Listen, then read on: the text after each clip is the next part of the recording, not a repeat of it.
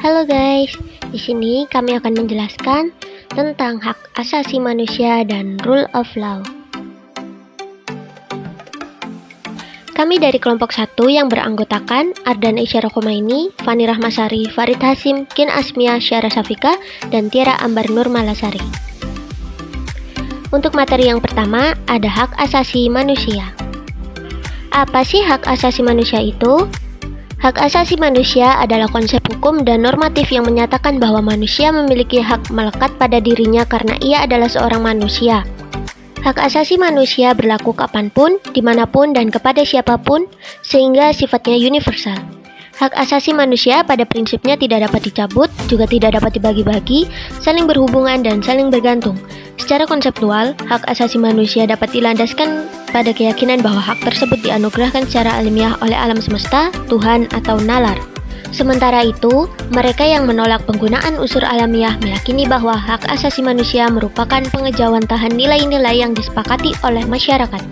Ada pula yang menganggap hak asasi manusia sebagai perwakilan dari klaim-klaim kaum yang tertindas, dan pada saat yang sama juga terdapat kelompok yang meragukan keberadaan HAM sama sekali dan menyatakan bahwa hak asasi manusia hanya ada karena manusia mencetuskan dan membicarakan konsep tersebut. Selanjutnya, ada ciri-ciri dan prinsip hak asasi manusia. Ciri-ciri hak asasi manusia. Yang pertama, hak asasi manusia tidak diberikan kepada seseorang, melainkan merupakan hak semua orang, baik itu hak sipil, politik, ekonomi, sosial, dan hak budaya. Yang kedua, hak tidak dapat dicabut, dihilangkan, atau diserahkan. Dan yang ketiga, HAM bersifat hakiki, yaitu hak yang sudah ada sejak manusia dalam kandungan. Dan yang terakhir, hak asasi manusia sifatnya universal sehingga berlaku bagi semua manusia tanpa memandang status, suku, gender, dan perbedaan lainnya. Selanjutnya yaitu prinsip-prinsip hak asasi manusia. Yang pertama ada universalitas. Hak asasi manusia harus diberikan kepada semua orang tanpa kecuali. Argumentasi yang mendasari prinsip universalitas hak asasi manusia karena setiap orang berhak menikmati hak asasinya semata-mata hanya ia karena manusia.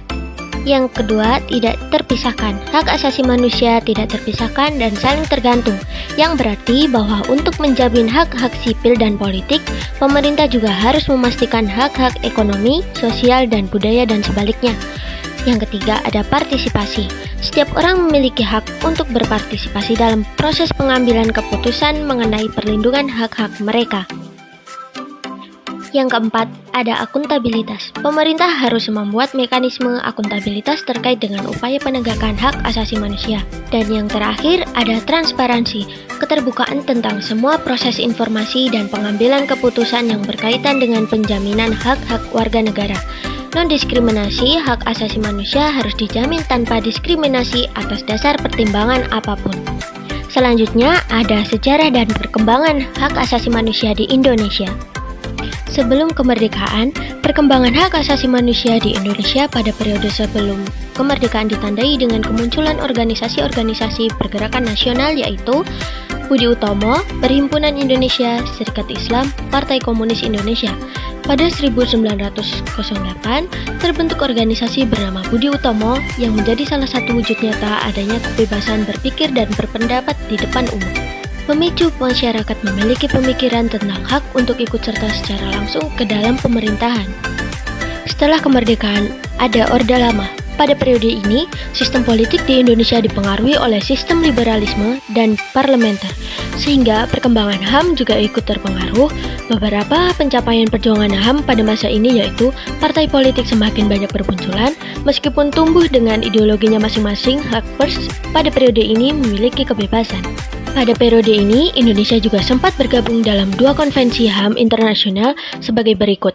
Konvensi Jenewa tahun 1949 yang membicarakan tentang hak bagi korban perang, tawanan perang, dan perlindungan sipil saat perang. Konvensi tentang hak politik untuk perempuan yang berisi mengenai hak perempuan tanpa diskriminasi dan perempuan untuk mendapat jabatan publik. Selanjutnya yaitu ada Orde Baru.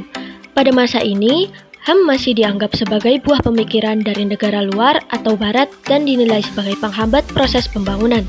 Di sisi lain, sebagai besar masyarakat merasa bahwa HAM itu luas dan terbuka. Pada 1993, akhirnya dibentuk lembaga mandiri yang bernama Komisi Nasional Hak Asasi Manusia atau Komnas HAM.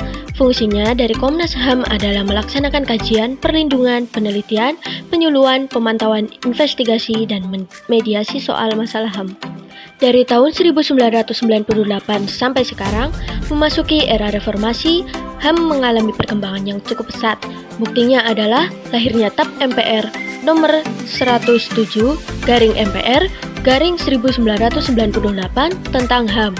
Selain itu, HAM juga mendapatkan perhatian besar dari pemerintah dengan melakukan amandemen Undang-Undang Dasar 1945 guna menjamin HAM.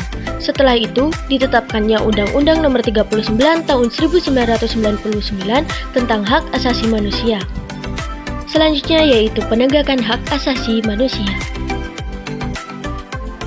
Upaya penegakan hak asasi manusia adalah seluruh tindakan yang dilakukan dengan tujuan membuat hak asasi manusia semakin dihormati dan diakui oleh masyarakat dan pemerintah. Upaya penegakan hak dan kewajiban manusia umumnya dilakukan dengan pencegahan. Hal-hal mendasar dalam reformasi penegakan hak asasi manusia di Indonesia. Yang pertama, subjek hukum. Dalam hal ini, subjek hukum adalah segala sesuatu yang mampu mendukung hak dan kewajiban. Subjek hukum dipahami terbagi atas dua, yaitu orang dan badan hukum. Yang kedua, ada aparat penegak hukum. Dalam praktek penegakan hukum, seringkali yang melakukan pelanggaran terhadap hukum itu adalah pihak yang mengerti hukum. Selanjutnya, ada hak asasi manusia dalam pandangan Al-Quran.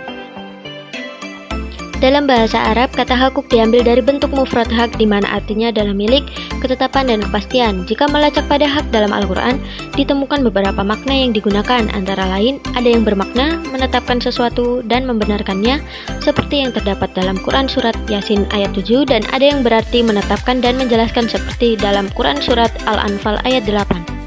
Terjemahnya, sesungguhnya telah pasti berlaku perkataan ketentuan Allah terhadap kebanyakan mereka karena mereka tidak beriman. Quran Surat Yasin ayat 7. Dan yang kedua, agar Allah menetapkan yang hak Islam dan membatalkan yang batil syirik walaupun orang-orang yang berdosa musyrik itu tidak menyukainya. Quran Surat Al-Anfal ayat 8. Yang selanjutnya ada hak asasi manusia dalam rule of law. Hubungan antara negara hukum the rule of law dan hak asasi manusia tidak dapat dipisahkan. Perdebatan hukum yang dapat dilakukan dalam hal ini adalah ciri dari negara hukum itu sendiri. Salah satunya adalah perlindungan terhadap hak asasi manusia. Jika hak asasi manusia tidak dilindungi di suatu negara, negara tersebut bukan negara hukum, akan tetapi negara diktator dengan pemerintahan yang sangat otoriter. Perlindungan hak asasi manusia dalam negara hukum terwujud dalam bentuk penormaan hak tersebut dalam konstitusi dan undang-undang, dan untuk selanjutnya penegakannya melalui badan-badan peradilan sebagai pelaksana kekuasaan kehakiman pada undang-undang. Oleh karena itu, Undang-Undang Dasar 1945 tidak mengatur semua persoalan secara rinci. Rule of law di Indonesia belum sepenuhnya terwujud, namun ada tanda-tanda bahwa ke depan akan ada persiapan untuk penegakan hukum dan penegakan hak asasi manusia yang lebih baik. Misalnya, pemerintah telah memperbaharui hukum acara pidana (KUHP), yaitu Undang-Undang Nomor 8 Tahun 1981 dengan segala kelebihan dan kekurangannya. Sedangkan sejak tahun 1986 telah memiliki Undang-Undang Nomor 5 Tahun 1986 tentang Peradilan Tata Usaha Negara. Nah, itu tadi adalah penjelasan tentang hak asasi manusia dan rule of law. Kami dari kelompok 1 mengucapkan terima kasih dan mohon maaf bila ada kesalahan kata atau kesalahan membaca. See you next time guys. Dadah.